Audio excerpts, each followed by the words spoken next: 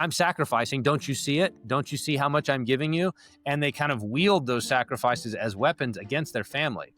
When the actual biblical calling is, yes, you're the first in. Yes, you're the last out. Yes, you're sacrificing and bearing the burdens and doing the hardships.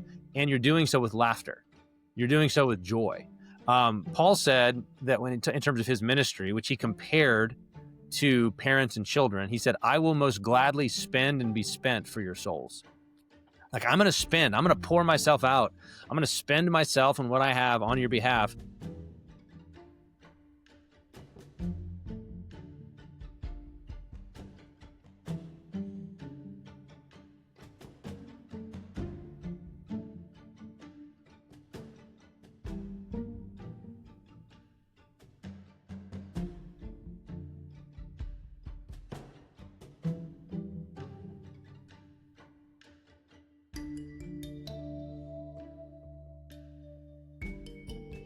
Welcome to another episode of the Mediocre Dads podcast. I'm your host, Quan. I go by Q.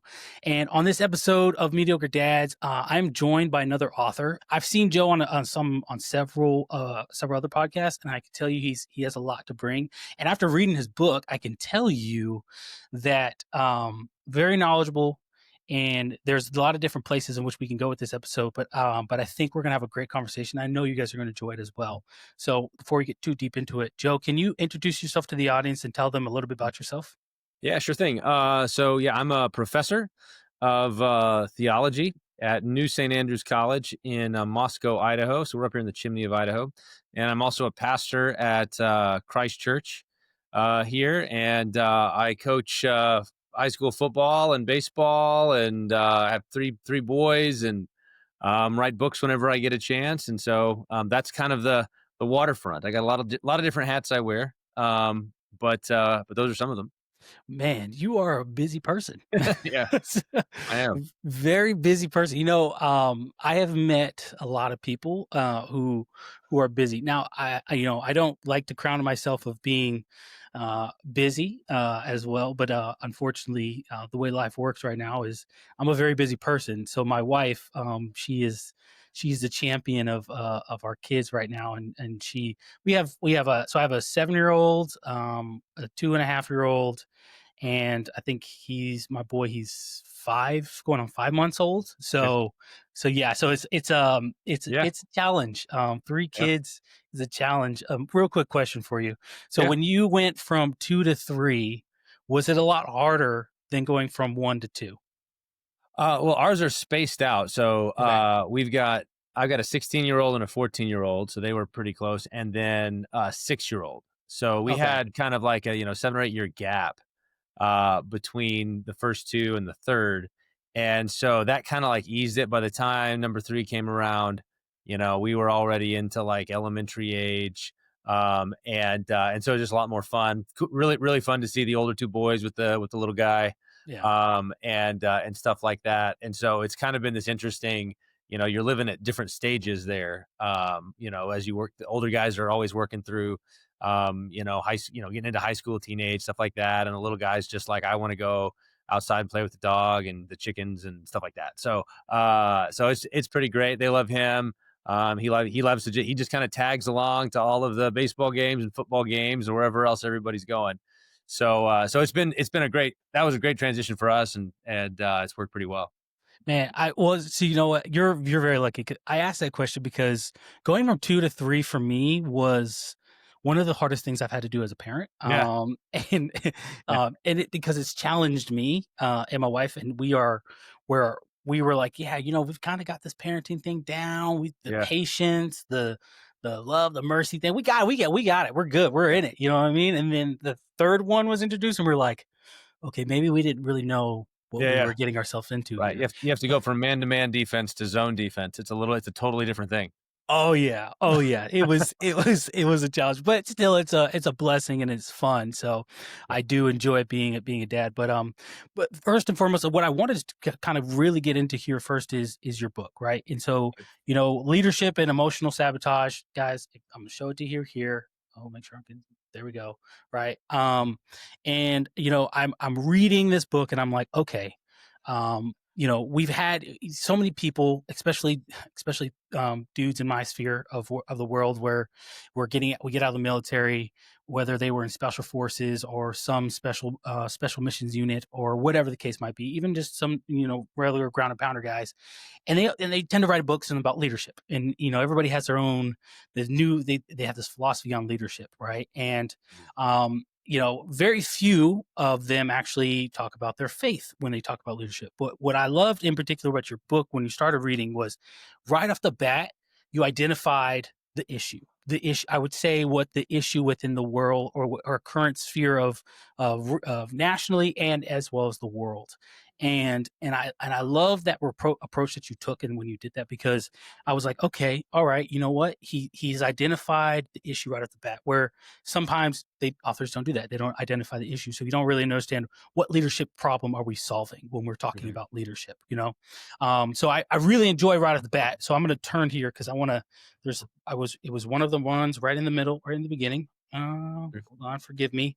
I had everything itemized, and then my daughter got to the book and she lost my page first and foremost. And I was like, I'm almost done. Please don't do that. And she's like, yo, here's your book. I guess, Dad, you can figure it out. But where was it? I'm sorry. Shop absorbers. Oh gosh.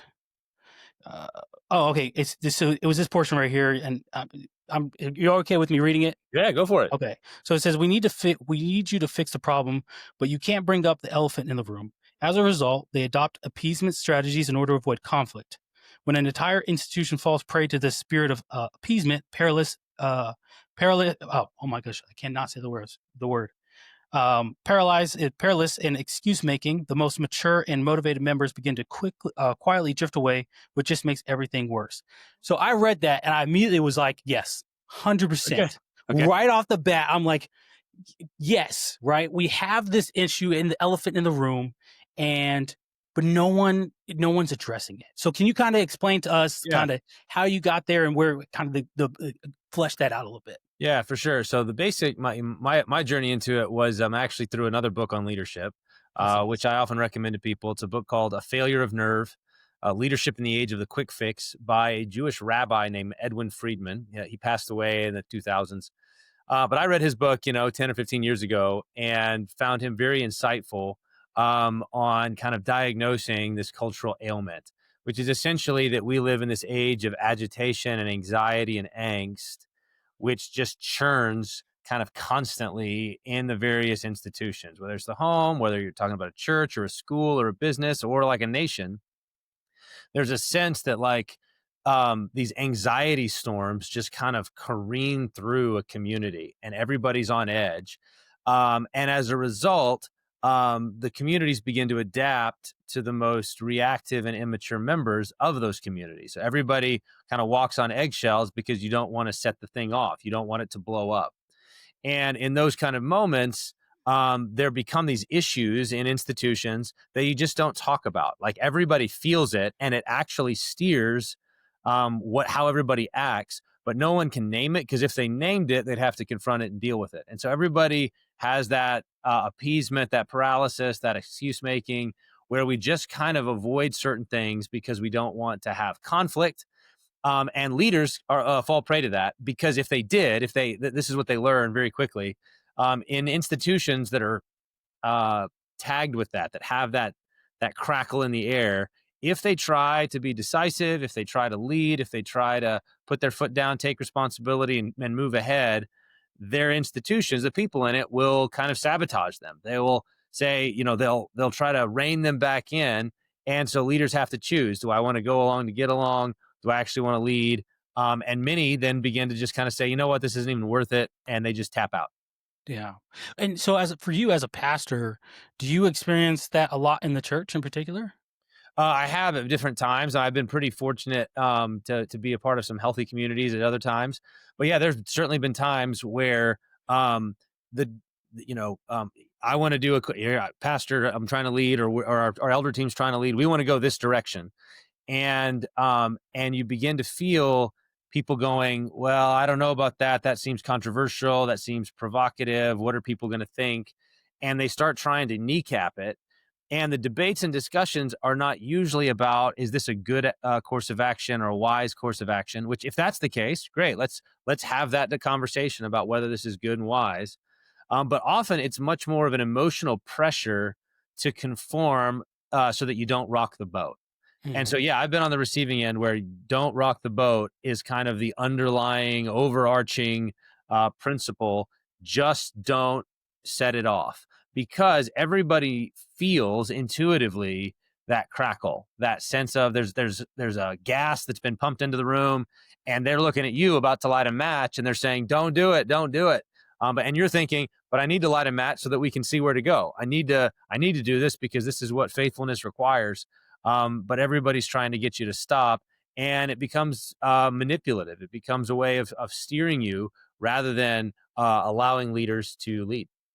Well, and that's the part I think leadership in any and every aspect, especially when something like that is happening, is and you said it perfectly. I mean, and I'll rephrase it. It's damaging. It can be damaging to the organization, damaging to the team members, the people involved in the organization. It's just a damaging thing, and it's hard to come out of because it requires someone to be almost the bad guy. You know what I mean? It requires someone to be like, "Hey, I'll stand up and I'll be the bad guy. And I'll say the thing that we're all thinking, so we can just get it out there and figure out what to do, where to go from here."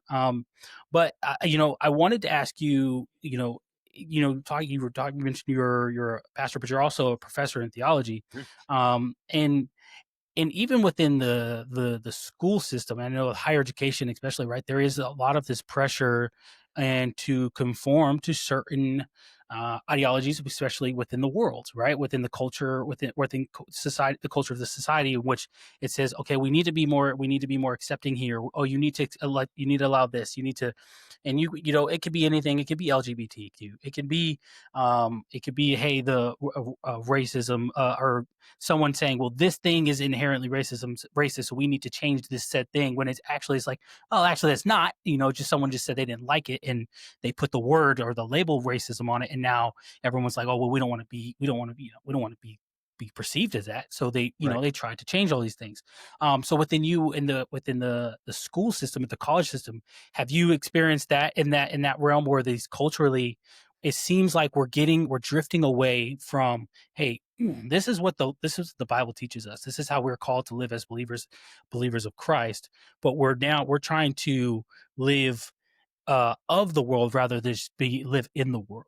Yeah, yeah. So at the institution that I'm at, we've kind of established ourselves as kind of countercultural in that regard, and it's one of the reasons that our school has grown in the way it has, because it's kind of bucked the larger trends in higher education that basically are conforming to whatever folly the world is throwing up at any given time. So Yeah. whether you're talking about the kind of DEI woke stuff, whether you're talking about the sexual confusions, we can't tell the difference between boys and girls and things like that.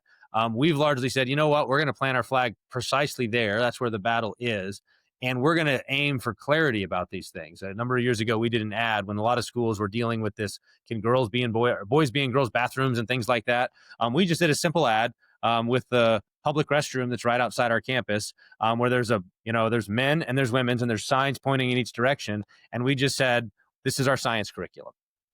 That's Right. awesome. I love Like, that. this is it. This is it. Come to New St. Andrews, where you can learn that boys are boys and girls are girls. And we all know this. But there is this incredible pressure to conform Hmm.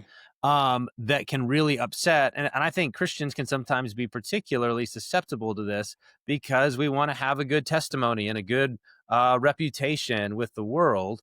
And we think that if we appease that, if we conform to it, then maybe that will earn us a hearing and we'll be able to share the gospel with people. When the reality is that if you conform to it, they don't think that there's a gospel to hear, Yeah. because it's just the same thing. You're just echoing. You're an echo of what they already think, as opposed to bringing a word from outside of them, the word of God, to bear, to confront them, challenge them, ultimately to save them from sin and from death. But we want to avoid the sharp edges and the rough bits, because we don't want to be called names, quite frankly. We don't want people to say bad things about us. And so we allow people to steer us by our reputation.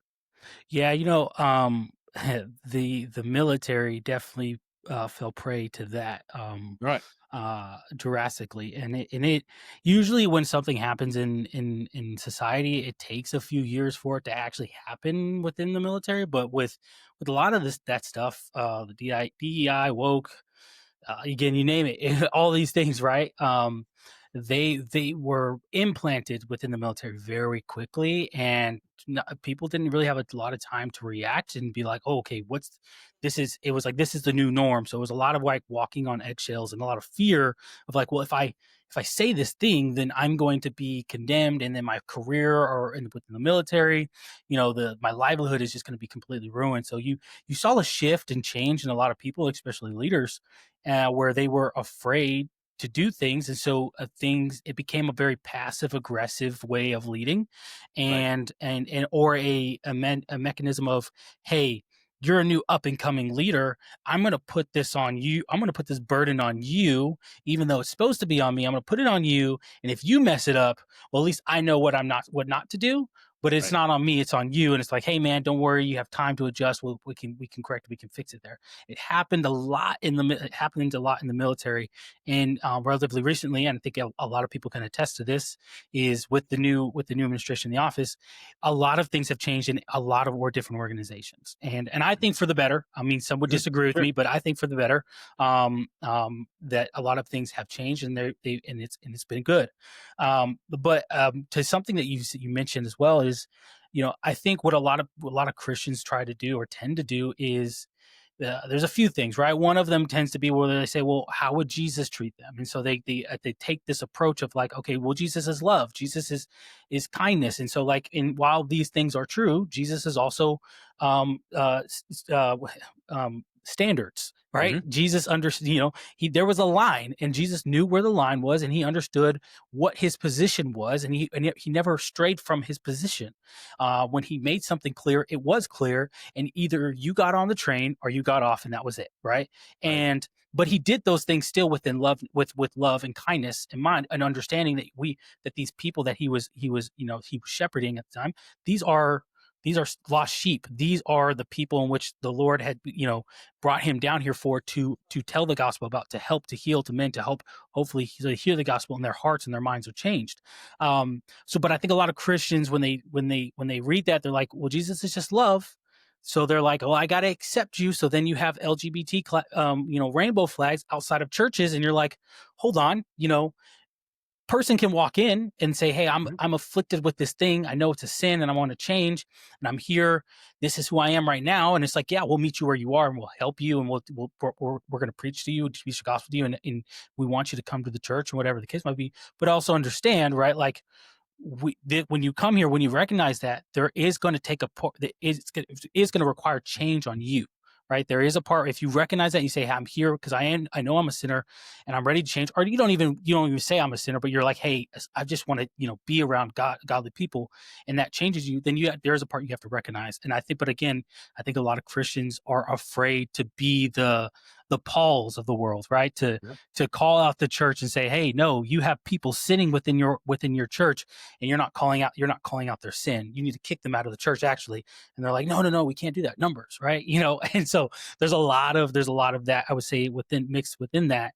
And so for you, in this again, this whole leadership journey, when you were, I'm not trying to call you old, but I will recognize that you are older than me. Um, um, so when you were younger, this mindset of leadership, right? This of, hey, this is what leadership looks like, and how it should look like, not only within the home, but especially within the church. Was it always what you had now, or did it evolve and it change, especially when you became a dad? Did Yeah. that evolve and did that change? Yeah. Yeah, I've certainly grown in both my understanding and practice over the last, 20, 30 years. I'm 42, so 20 years, let's say. And the book like this is kind of the fruit of some of those, learning the hard way through testing and trial. Um, but I think, the fundamental thing that, to get about leadership, the Bible talks about headship. The Bible Yeah. uses that term head, like in a marriage, the husband is the head of the wife, the head of the family. And then you could have a church, you have elders who are the head.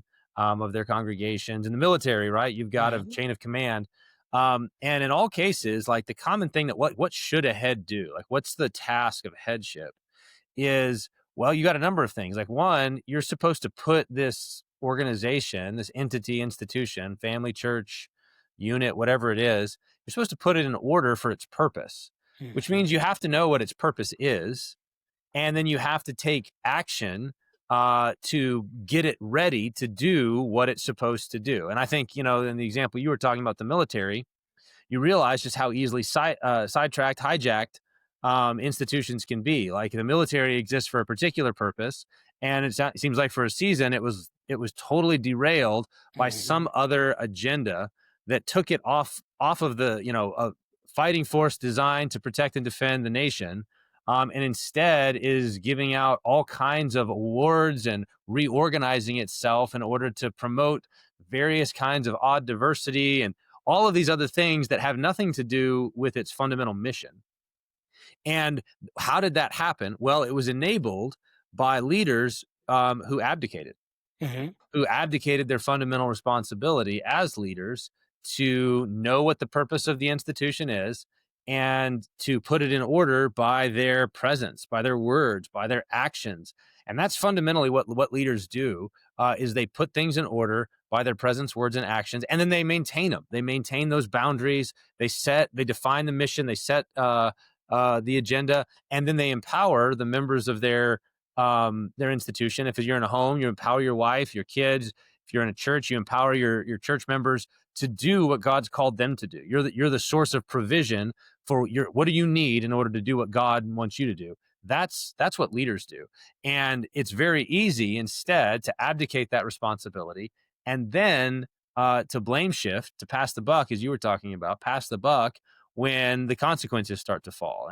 And so in the book, I use Adam in the garden as kind of the first example of this, who was charged to protect the garden, keep it. Work this garden and keep this garden. Here's a wife working, guard her, protect her.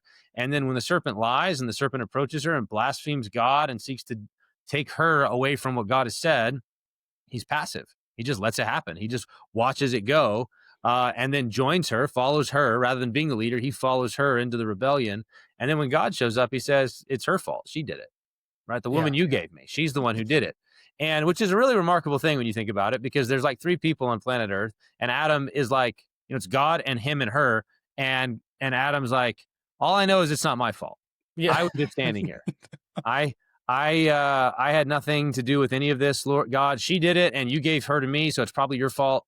And that pointing of the finger is something that human beings, in our sinfulness, love to do. We love to make excuses, to shift blame in order to avoid taking responsibility for what we've done, and that's an abdication, a failure of leadership.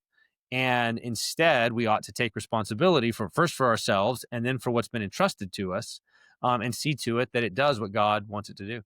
Absolutely. I that's spot on. It's amazing. I think we can sit here and we talk about these things and we have an understanding. And in this moment, I'll say you and me, we type of we right now, we have that understanding. Um, but then there's others who will be listening to this and they will say, yeah, I get that, totally understand that. But and in understanding they get it, but in practice they don't. Right.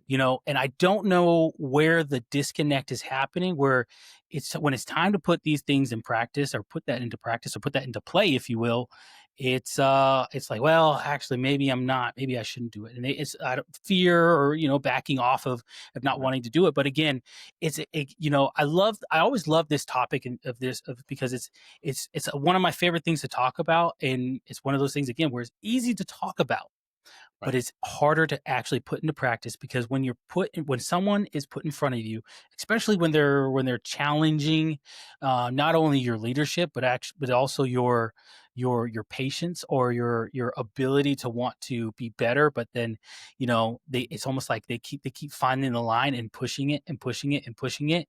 And you're like, okay, all right, Lord, look, I'm trying to handle this person how you would handle this person, but I'm getting to a point where I can't do this anymore. This is not working. I need to change, and it's just not working. And then you just blow up, right? And I can tell you from experience, I have I have done that where I just and I would say it's a lot easier and acceptable in the military to do that. Mhm. More often than some, but still it's a lot more, it tends to be more acceptable than obviously if you were in some professional setting or even a church, right? You know, one of your members and you just kind of blew up on your members. I could imagine it was like, oh Lord, I'm gonna get an email about this, and the elders are probably gonna be talking to me after service. Right. And so but I mean, it's always good to have someone to hold you accountable in that aspect, in that sphere. So there was another part of your book, and so like I said, I have different parts marked. So if you see me looking, it's because I'm pulling up, want to pull it up here. And this, I think this is more of a twofold thing, but it's two parts that really stood out to me. And this is when you're talking about godly fathers, and it says a godly father commands and exhorts, giving clear expectations based on his authority and coming alongside to encourage his family in the path of righteousness. Commands relays directly on parental authority, such that because I said so is sufficient reason to expect obedience. You know, a lot of people would disagree with you in that sense of because I said so, right? We, growing up, I would say most of us, that's what we heard, because I said so. But now you have, parents today, again, even Christian parents who are like, well, I'm going to implement the gentle parenting, and I say that I've used it as a general term, whatever that looks like for other families, but this idea of like, okay, I'm going to do the gentle parenting thing. Right. Oh, hey, well, tell me how you feel. Okay, why there's never any level of holding them accountable. It's just, well, they just didn't get it. They just didn't understand. It's like, well, no, I've made it clear to them, and they're enter age here. They're 10 years old, and we're dealing with an issue that we were dealing with when they were 7. So it's this shouldn't be an issue anymore. We've addressed this. We've worked through it. It was a year of us working through it, and we've worked through it. But we're right back at it. I don't understand. Like, no, I should expect things from my kids. I should have standards for my kids. So for you in this passage in particular, right? Again, I would say it's a lot of people would disagree to you, but for those who would say they disagree with because I said so as an acceptable thing parents would say, what would you say to them? Yeah. So I think, part of what I'm getting at in that section is that there's a number of tools in the parental tool belt. Mhm. That fathers have everything from, like you said, commands and exhortations, which was what that quote was about. But there's also correction and rebuke. There's instruction, and warnings. There's teaching. So and all of them kind of work together. And a wise father is going to use them generously. So you're going Mhm. to be proactive in teaching. So before there's ever an issue, you want to be proactive in setting those expectations, and this is how it goes. This is what it's about. And then when people start to kind of veer off just a little bit, you're going to issue a warning. Hey, don't go down that path. If they do go down that path, you're going to offer that rebuke and that correction to try to pull them back.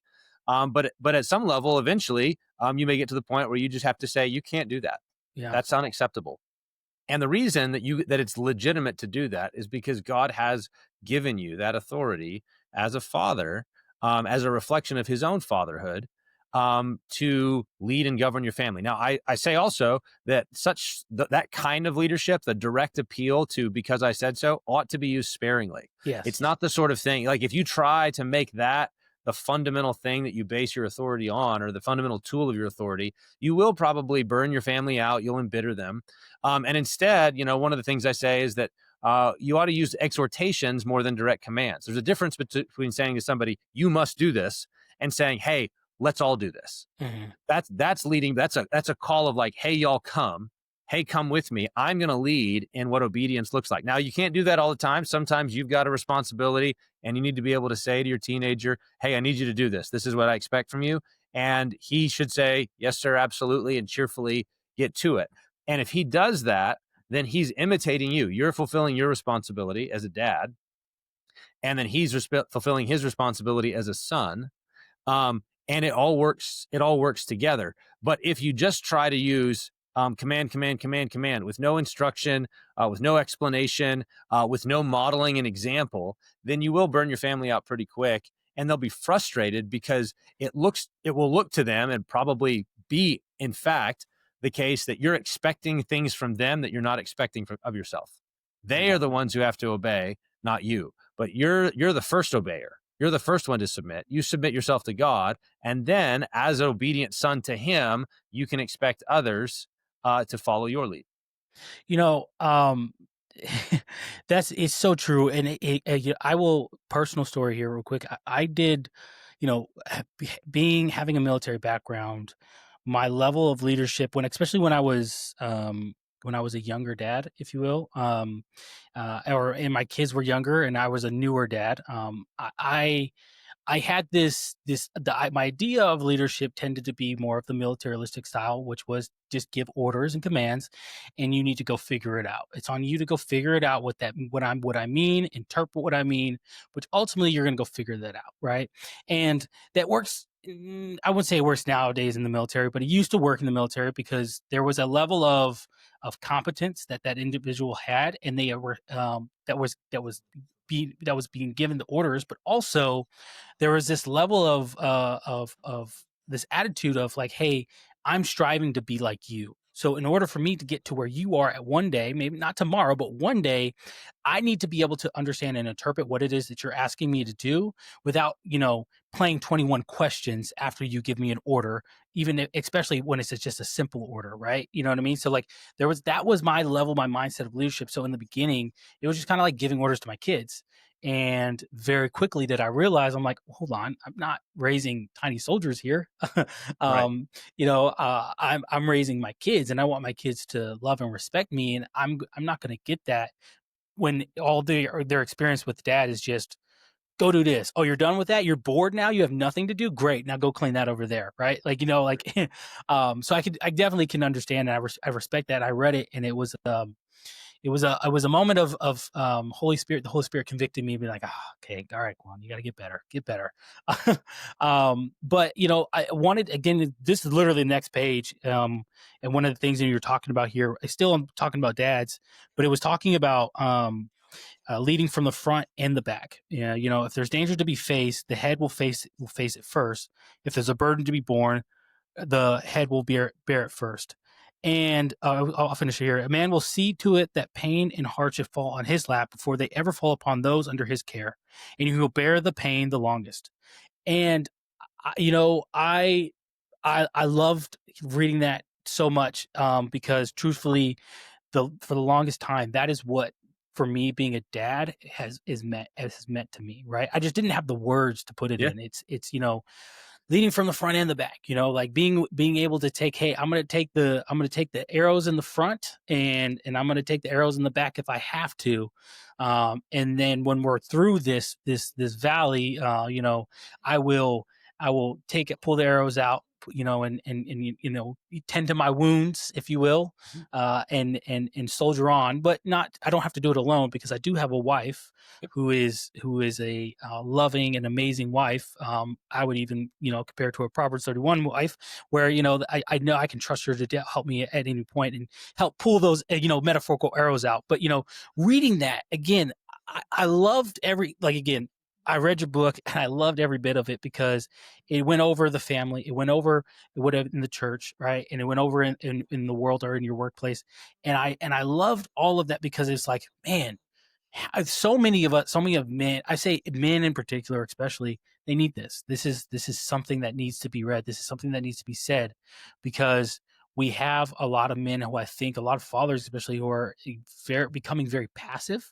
And I'll say something provocative here. Even raising their sons to be more feminine than to be masculine, and it's impacting how they see the world, especially their sons, how they see the world, where to be more, they're afraid of the world, versus saying, hey, the world, it can be a scary place, but I'm willing to take it on, and I know that God's got my back, and I know that my family's got my back. So, but for you, was I don't know what your family life was like with your parents, but what was your dad like? Because I imagine a lot of these lessons, I imagine they stemmed from your dad, from a dad who to leading you. Yeah, at some level, although my dad became a Christian much later in life, so we were baptized at the same time when I was 12 and he was in Yeah, his, 50s, probably that's 40, awesome. yeah, 40s, late 40s, 50s. And so he was always kind of working from behind in terms of trying to catch up to things that he didn't have.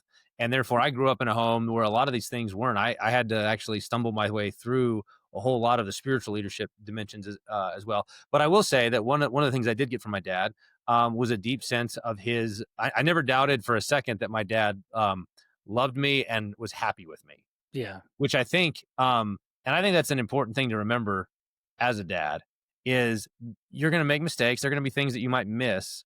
Don't miss that one. yep, Right. So one of the ways that I say it is that, as a dad, you ought to be the smile of God to your children. Okay. Be the smile of God to your children. God's a happy father. He's happy with his son Jesus. And because you're in Jesus, he's happy with you. That's the gospel message. And your great calling is to communicate that to your family, to your wife, right? You're a happy husband. You delight in her, and you're a happy father. You delight in your sons and your daughters. And I think the delight is a key thing because it's what keeps those sacrifices from being manipulative to your family. There's a way that there's certain men I think who recognize the sacrifices and they're willing to put in the long hours and then they put in a long face. hmm, Right. So, like, yeah, I'm sacrificing. Don't you see it? Don't you see how much I'm giving you? And they kind of wield those sacrifices as weapons against their family. When the actual biblical calling is, yes, you're the first in. Yes, you're the last out. Yes, you're sacrificing and bearing the burdens and doing the hardships. And you're doing so with laughter. You're doing yeah, so with joy. Paul said that when in terms of his ministry, which he compared to parents and children, he said, I will most gladly spend and be spent for your souls. yeah, Like, I'm going to spend, I'm going to pour myself out. I'm going to spend myself and what I have on your behalf. And it will look like I am having a good time yeah, because I am. I will gladly do it. I will cheerfully do it. It's my joy to do it. And when you think about that, that's what Christ did for us, right? He went to the cross for the joy set before him. It really was painful. It wasn't like it was easy, but there was deep joy in it. And I think that that's a fundamental thing that men need to recognize is that a key part of the gravity that you need to lead well is there's a sober-mindedness element to it, like you're stable and firm and steadfast, and there's a happiness, joy, and gratitude element. And it's that combo that is so potent in your family and then beyond. But I think about that a lot in terms of coming home from work. I'm going to be heading home here in a little bit, and I want to come in and I want my kids to know that I'm happy with them. Like, I'm looking for it. There may be sin to deal with. We got to do some discipline. Got to have some conversations, relieve some burdens, things like that. But fundamentally, I always am trying to remember. I want my sons to know, hey, I'm proud of you. I'm for you. I'm in your corner. If there's anything you need, and the best thing I have going in my life, like when I look at all of the good things that are going on in my life, because like God is very kind to me.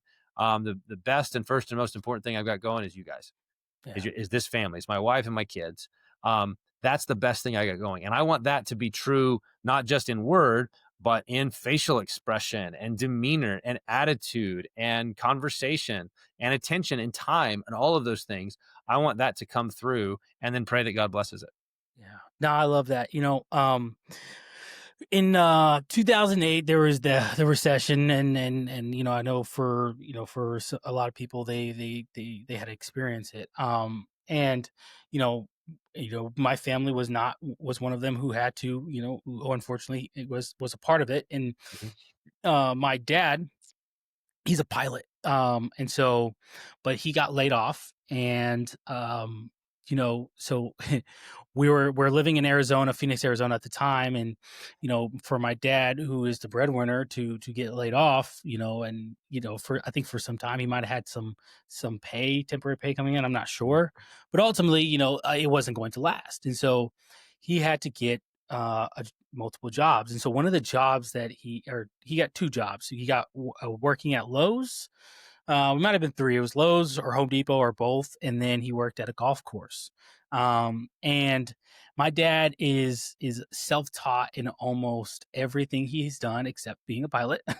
But he's amazing because he's one of those men who will take on a challenge and he'll figure out, like, hey, I'm going to learn how to do this. I'm going to learn how to do it, you know, the cheapest way possible to me, but Mhm. also the right way, right? You know what I mean? Like I don't Right. want to just do it cheaply and then it's going to break and I have to fix it again. I want to do it the right way, which has led him to be able to do many things. But I tell you all this story because in that time, while me and my twin brother, we understood that something was going on, that was something. Obviously, his job Right. at the airline was kind of like, and wasn't there.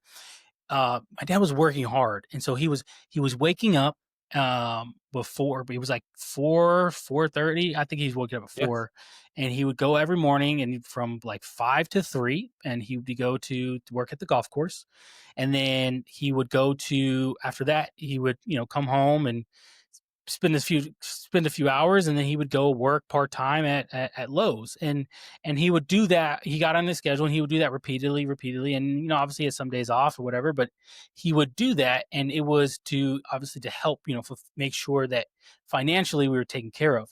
But I say all that to say because here's the amazing part. My dad, I could see that he was tired, but he was always but it was like nothing changed, or it was like our life, it was like nothing in our life changed. I know for them, my parents being the parents, they saw where the change was, but me Mhm. and my brother, I can tell you, we didn't see the change. We didn't see Right. where the thing was. We knew he wasn't working as a pilot, but the when it was, hey, it was school time, and my parents would allocate, they say, hey, each of you get $200 for school, if you want school supplies, school clothes, shoes, whatever, but use your money wisely. And that didn't stop. We still were Mhm. out giving that money to go get the school supplies that we need. And it's like, I don't know if my parents had the money, but we were still given that, but my dad Yeah. was working hard, and I love seeing that. I love that in him because it was just like you said, he was doing it with a sense of joy. He was like, "Hey, I'm working hard, and my kids are happy." And I'm sure it was like, I hope they don't notice Yeah. that what's going on, but they're at least they're doing great, and they're happy, and I Right. love that. And it's one of those things as a kid that I'm sure you have stories of your own where you're like, my parents maybe didn't think I was, attuned as tuned as they thought. But like in that moment, I guarantee if I tell my dad, because I never told him, he would be like, I didn't know you guys kind of were aware of what was going on. I Right. was trying to hide that from you. It's like, no, like we saw how hard you were working and we appreciate you for doing that. So Right. that's one of those amazing stories. But I have a few more questions for you Sure. here, and one of them is going to be starting off with, okay, so you're a dad of 3 boys, which I'm going to tell you, I'm jealous. I'm jealous. Well, okay, let me put it this way. I would say I was jealous. You know, 5 years ago or Sure. 7 years ago when I first started having kids. But now being a girl dad and having 2 beautiful daughters, I can tell you, Yeah. um, I'm very fortunate. I'm very blessed. Yeah. I could never imagine my life without having 2 beautiful daughters, 2 amazing daughters. Yeah. And I think one of the reasons the Lord did that for me is because defining what love is, in the definition of love, I've always had this. I've never knew or understood what love was. My parents would tell me, "Oh, I love you," and I would say it back because it was like, well, that's the thing you're supposed to say back. But I never had the genuine sense inside of that heart where I was like, "Oh yeah, no, I love them," like because Right. I didn't really understood what that meant, especially being a kid that was adopted. You're like, okay, someone can tell me they love me, but they can also get rid of me. So like, I Right. don't understand. If you love me, you wouldn't get rid of me. You would fight for me. But and then also you would, where were you? And I'm speaking to my birth parents here at this point where it's like, I was 16 and you found me. You're right. It's like, Yeah. and then you started for my birth mom, and I don't blame her by in too much. My parents were 15 when they had me and my brother, so I have to Yeah. give them some Sure. grace here. But it was kind of like, what happened? Like, why didn't you come? Why didn't you fight for us? Why didn't you come get us? We I told her I waited for you. Like, I wanted you to show up. I was expecting for years my Christmas present to be that my birth parents would kick down the door and they're like, "Merry Christmas. We're your parents. We're taking you back, and everything's gonna go back to normal. And you're gonna know who you are, where you came from." I just had Mhm. this fascination with this idea. But I phrase it all that preface it all that with you have 3 sons, and Mhm. so being a father to boys in adolescents, especially young men, is a challenge within itself. And I would tell you, with my son being my youngest, it scares me a little bit more Mhm. for raising him than it does my daughters. Hmm. So for you though, how has that been? How's that journey been with raising boys and saying, okay, hey, I gotta, help mentor and love you and guide you, but also I gotta be able to give you, I gotta let you, fail at times. Hmm. Even when you can see it, it's like the Lord, he can see it a mile away. He's like, yeah, you're not gonna like the results of that. But I can't on this one, I think I'm gonna have to let you figure out why it's a bad idea versus me trying to, hold your hand through this.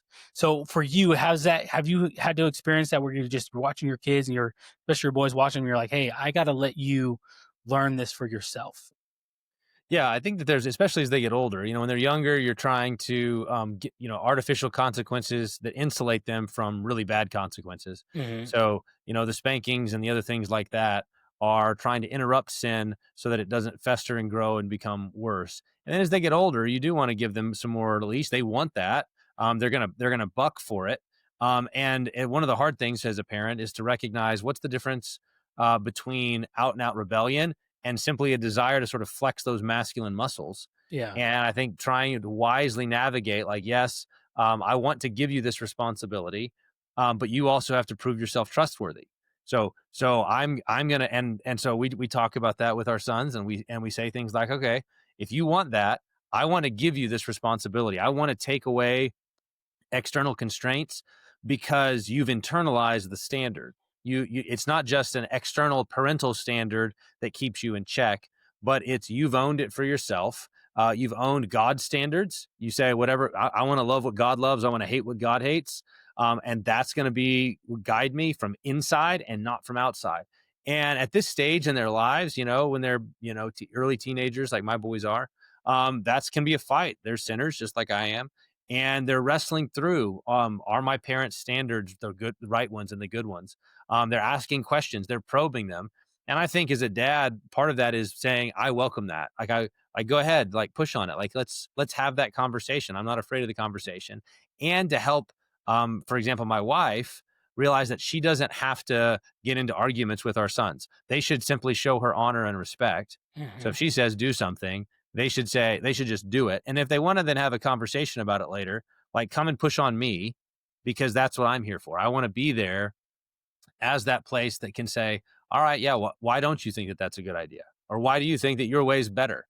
You're Mhm. acting like your way's better. Why do you think that? Let's work it out so that you can have a greater confidence that the standards are really sturdy and strong and worth living by. Man, that's awesome. Do your kids get get it in any sort of intimidation that they're like, my dad's a pastor, but also, not only a pastor, but he's a Yeah. professor in theology. So like, not only can he preach the word, he can hit you with the context of like, well, at this time, this is what was going on, and this, you know what I mean. So is there for your kids, is there a level? Have they ever opened up to you and said, Dad, being the preacher's kid is not always the best. It's not always fun. They've tended to not. We've tried to kind of, they know that at some level they know that the standards for minister or an elder in God's church is you have to manage your household well. And Mhm. so if they're insubordinate and reckless and rebel, then that would disqualify me from my pastoral office. But it's always, but like they know that that's out there.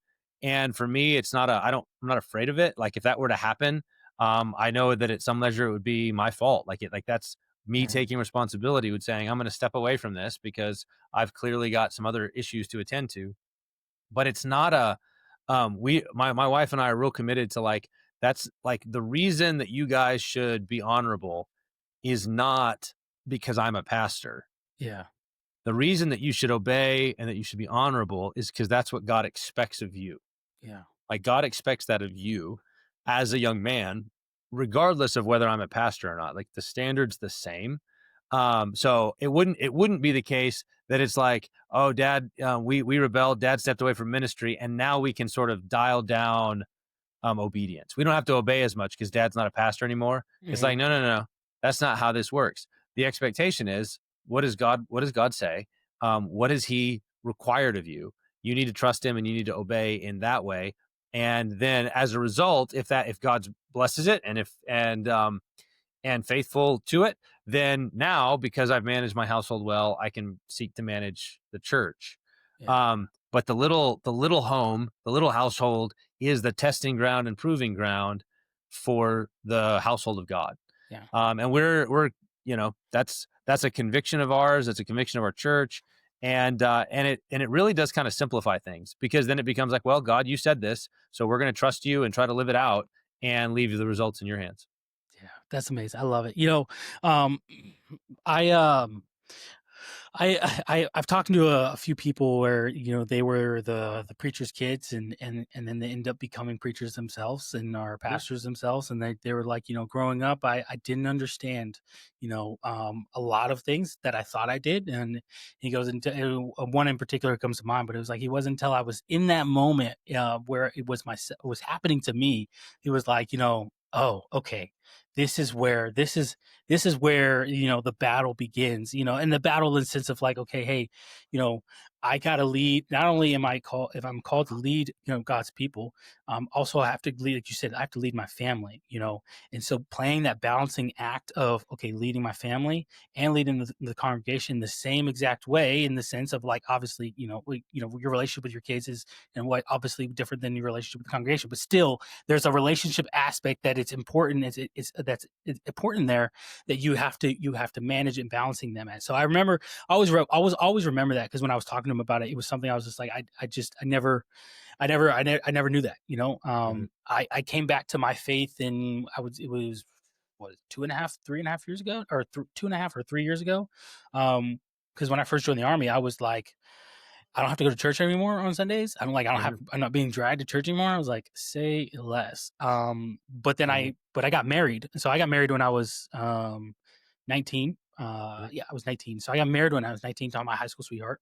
And we've been married since. We have 3 kids, and I mean, it didn't come without its own challenges, but you know, one of the things that I did notice was like, oh, I wasn't being responsible. I wasn't the Mhm. headship, like you mentioned yourself in the book. I wasn't being the headship that I was what I was supposed to, you know.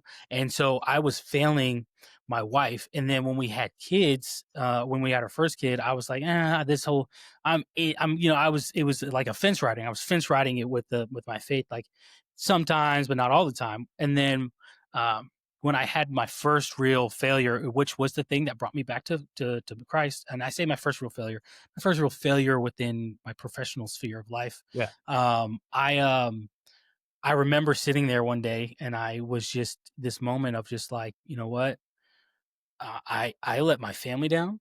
I let my wife down. I was deployed. I came back, and I had to spend essentially the first 45 plus days at work, because I won't get into the details of what all works, but it's called extra duty anyway, and they keep you longer. And so, I Mhm. mean, I went from being gone for 4 or 5 months, and my wife was pregnant with our second child, to coming home, and it's like I'm not even home, so my oldest daughter is not getting the attention that she needs, and then my wife is pregnant, still wobbling around and trying to figure everything out. And in the moment when I realized, I not only did, I forget myself, it was when I let her down and I let my daughter down. That's when I was like, I remember just saying, Lord, I give up. I can't do this thing by myself anymore. And it changed me. It really did change me. But my final question to you here, and that's going to be, again, it's going to be more about your sons, and you get around your sons here. Um, was there any pressure for them to get baptized, to really flesh out like what it means to be a believer, Mhm. or was it, hey, this is what your family believes, this is the foundation that we built, we raised you on, Mhm. um but obviously the Lord's given us free will, you still have to make that choice. Did you have that conversation, Yeah. or what was that like for y'all? Sure. Yeah. Well, so for a number of years we were Baptists, and so our kids grew up in that context. We've now shifted over and have a more kind of covenantal Presbyterian view, and so our youngest was baptized as a child, as an Mhm. infant, not infant, but he was young, um, and but our older boys, as we think about that kind of question, now what we would say is, um, God's made promises to us for them. He said, "I'm going to be God to you and to your kids." And so we want to raise them in the Lord. We want to raise them as Christians so that they become Christians. We want to raise them um, in the Lord, in His under His law, teaching them the Word, calling them and saying, "Look, your parent, basically, hey kids, we're going to heaven, and you're coming with us." Yeah. Right?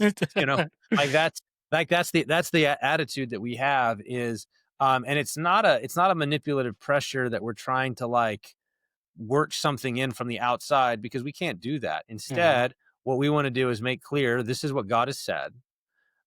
This is what Christ has done for us, and He's done it for all of us. This is what Christ has done for us, and in response, we're to trust Him and obey. That's the Mhm. expectation of every human being on the planet, and you've been marked by that in your baptism. Your baptism, represents Christ's sacrifice for you, and now you need to live in light of it. You need to bear that name well. You're a Christian, bear that name well.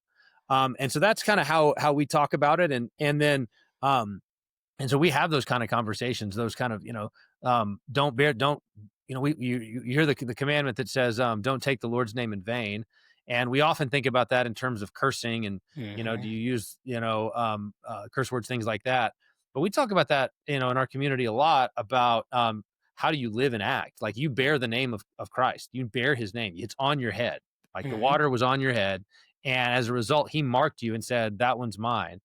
Well, are you taking that name in vain? You have His Yeah. name on your head. Are you representing Him well? Do people look at you and they go, yeah, that's what a Christian is? Yeah. And that doesn't mean perfection, because Christians sin and need to have and confess their sins and are forgiven. We do that every week in our church, right? We Mhm. get on our knees and we confess our sins to God. But that's the question: is when you sin, do you confess it and then do you seek to make it right, or do you allow it to fester? Do you bow up? Are you resistant? Or do you rebel against God and shake your fist? And in doing so, you don't bear the name well. And so that's kind of how we approach a lot of that. That parenting side is we want to raise our kids as Christians so that when they do grow up, they own it for themselves, and it will be a great testimony that they can say, I can't remember a time apart from Jesus. I don't remember Mhm. that, because He's always been there as a part of our family culture.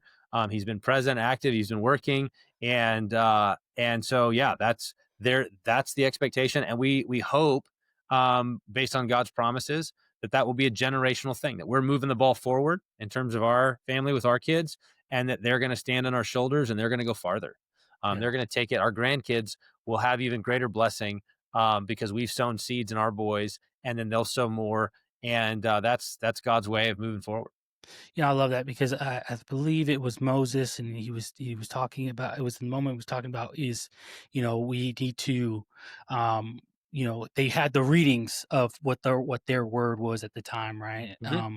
And it was supposed to be, not only for the parents, but it was supposed to be for the kids as well, because you want it from generations to generations, Right. generations, because you want them to know who is the God, who is the God that we serve, in the things that He has taken us from, and in their case from the slavery in Egypt, and through the Jordan and all those things, right? So it was in that, I believe it was Moses. It was that sphere of like, hey, this is you need to treat or teach your children, so Hmm. it's always within this generation. So I love that aspect. But I promise you, I have one more. It's technically two, but one more question. It kind of came to me as you were talking. So for there are fathers out there who are believers, and they have their kids, and their younger kids are they're getting getting into their teenager phases of life, right? And selfishly, I'm asking this question, but from your view, from your as a pastor, especially, how do you teach your kids or train your kids up in to study the Word, to set time aside to get into the Word, to pray, Hmm. and have time with the Lord, right? What do you Sure. do in your family? If you don't mind telling us here, what do you do? Because I think there's a lot of dads out there who are Yeah. trying to figure that out, and not, yeah, it's easy for I can sit my family around and we can read the Bible and I can go over it with them. But Hmm. as my kids become older and they can read for themselves, it's like, hey, how do I encourage that? What do I get that? Where do I have them start? Yeah. Yeah. So I do think that I think three dimensions. One, I think the most important thing you do in terms of your family's devotional life is worship with God's people on the Lord's Day. Yeah. So it's the corporate worship where God meets with his people as a people, and you're bringing them there and saying, "Hey, this is us. This is who we are." Yeah. We don't just sleep in on Sunday, right? Yeah. Like this is who we are as a people. We set aside a day to worship the Lord and then to rejoice in all of his blessing. No homework today, kids. This is the day of rest. So I think that's the first and most important, hearing the word preached and being a part, worshiping with God and his people. Then I think, regular times of family Bible reading, we don't do, it's not an every night thing at our house because of the schedules that we're dealing with sometimes, but we do regularly try to sit down, read a passage of scripture. My boys are old enough now where we can say, "Hey, what do you think what's going on there? How would you apply that? Where do you see this in your life?" We read the Proverbs, we read stories. What was David doing in that story? What's going on there? So there's the family conversations, and those, take the pressure off of those, think 10, 15 minutes, and make it fun. Throw some Yeah. ice cream in there or some M&Ms, so that the associations are that, not, this is work. And then as our boys have now gotten into the age where, they can do more on their own. It's just a general expectation that, hey, you guys like to watch movies. You want to do fun stuff on the weekends. It's like, well, have you read your Bible every day? And our Yeah. church has a Bible reading plan, that we use where it's like, 3 or 4 chapters a day. And the general expectation is that I should be able to ask you during the week, like, "Hey, have you done that? Have you been, you know, letting the Bible, like, hearing the scriptures?" They oftentimes, one of them in particular likes to listen to it. The other one will sometimes read it, sometimes listen. Um, but that's just kind of like, that's just what we do. Yeah. And that's what I do. That's what you do. That's what we do. And and then saying, and if they come and they say, "Hey, we want to watch a movie tonight," and I say, "Well, have you done that? Have you read your Bible today?" And if they say no, I say, "Well, let's go do that first. Let's make sure we have our priorities straight. Yeah. And then after you've done that, and then maybe we do family devotions later, then yeah, we can watch a movie together. That's fun. Nothing wrong with that. But we don't want that. We don't want to prioritize those things in place of those. And it's hard because there are so many good things in your life, and you got football practice and everything else that you're going to do. But trying to kind of remind them, like, this is just what we do as a people. Yeah. Is we read the Word of God and we pray. And I think that's another thing that especially as my boys have gotten older, trying to teach them how to pray. Hey, okay, guys, we're about to pray. We're all going to go around, and I want you to pray for one thing for yourself, right? One thing that you want God to do, for thing that you need to work on, thing that you want Him to help you with, and then I want you to think of one need that somebody else has. I don't care what it is, but you need to think of it, and you need to bring that before the Lord. And so, just kind of trying to do little simple things so that they learn how to pray. And so those are some of the ways that we try to build in habits of grace into our lives. That's awesome. I love that. And again, I've told all previous guests all this all the time. I said I love mediocre dads. It's my channel, it's my podcast. It's great, whatever. But selfishly, I get to ask the questions that I have that I may not get to ask. Say my pastor or whatever the case might be, because he's busy or whatever the case would be. But still, I come across you. I'm like, hey, I have this question. This is for the group. Uh-huh. It's not. It's for me. If it's for the Okay. group, guys, okay, everybody get their answers Sure. here. But it's been awesome, Joe. I really appreciate you coming on. Yeah. Final thing, of course, here is obviously we had your book. We showed Yeah. your book, and I can show it one more time, guys. Here, I highly encourage you go get it, go check it out. Where can people get your book? Where can people find Yeah. more information about you? Go ahead and Sure. share that, please. Yeah, so if you want to get the book, emotionalsabotage.com. You can get it straight from the publisher. That way Amazon doesn't take, whatever they take. But you can get it from Amazon. It's fine. I don't care. But I would actually say a place that might be helpful to your audience. One of the ministries that kind of has spun out of the things that we're doing here is called Canon Plus. And it's basically kind of like a subscription service. It's like a half Audible, half Netflix. So it's got like family friendly shows for the kids, like old school cartoons that aren't stupid and woke, and agenda driven, but also like documentaries that you can watch with the family. It's got sermons and other books, audio books that you can listen to. That's how my boys do their Bible reading, is through that app. They just listen to that every day, and you can get my books on there. All my books are on there, I think, as well as dozens and dozens of others.